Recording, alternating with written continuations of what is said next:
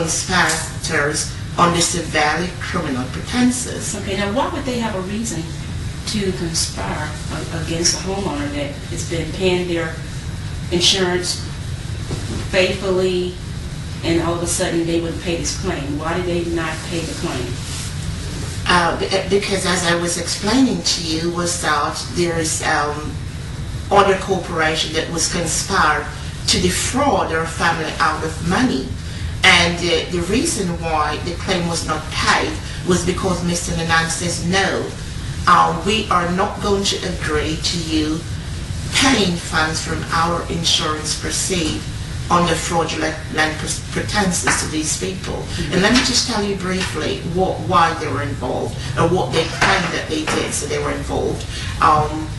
The Adjusters International, Goodman Gable Gold, that's one of the company, that basically he signed a contract with Mr. Nanan, so it would also take care of the homelessness, which I described to you, that as a part of that contract, his duty would be finding a home, making sure the insurance company reimbursed us, and he did not do that. He defaulted and basically did not do anything. Who was Mr. Nanan? My husband and the policy holder. Okay. And he basically did not do anything. That company didn't help us.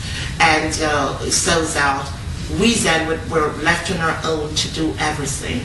So what happened also is that they used a pen and an ink pen and basically tampered with the contract to change a date without our knowledge, and that is fraud.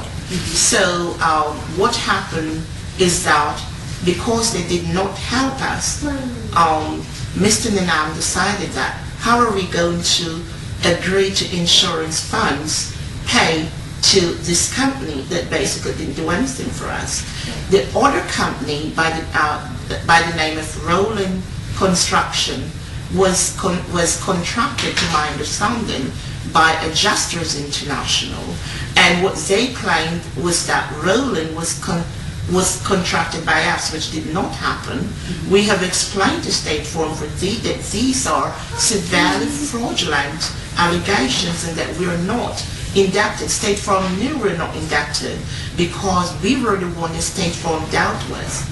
If those people have done work for us, they would have dealt with State Farm. So State Farm knew that it's fraudulent, and in an act of conspiracy, as I was trying to explain to you a minute ago, State Farm decided that despite the fact that they knew that these claims were fraudulent, they were going to continue to make sure that these conspirators received money from our claim under fraudulent pretenses. And then because we said absolutely not, it's not going to happen, State Farm decided, well, we're not going to pay you either until you agree to make sure that these perpetrators capitalize on your laws. Now also at this time did you guys get an attorney? No, because we were homeless, we were indigent, we lost everything, not even have a place to live.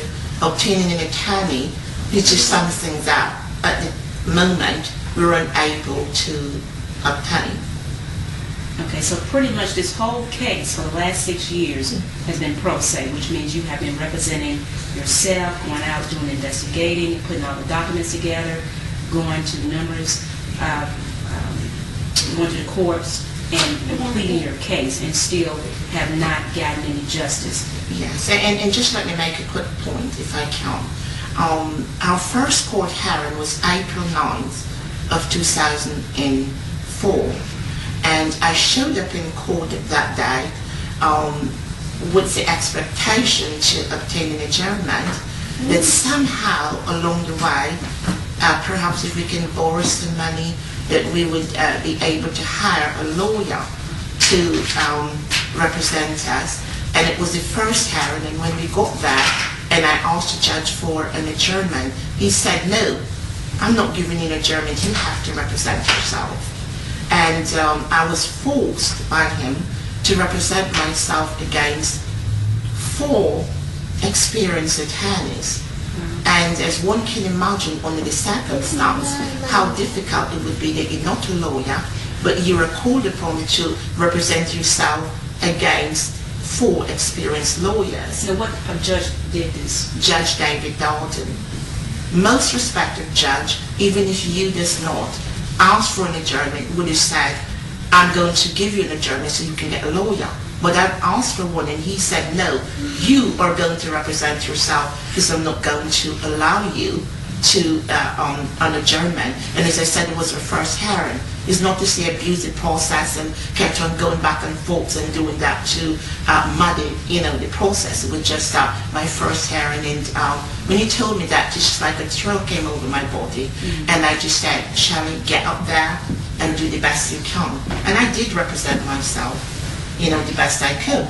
And I must tell you that 6 years later, this judge had basically treated us so disrespectful and have embezzled funds intended to pay a claim.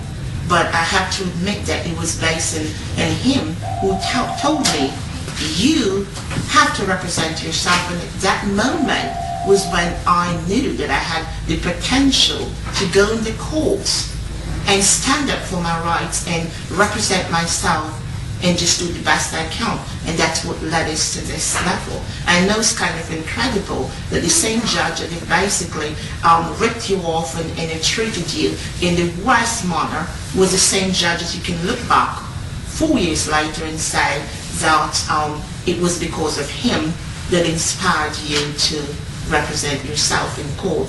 And not to be last, but one more quick point. Because of the fraudulent conduct of State Farm and the courts,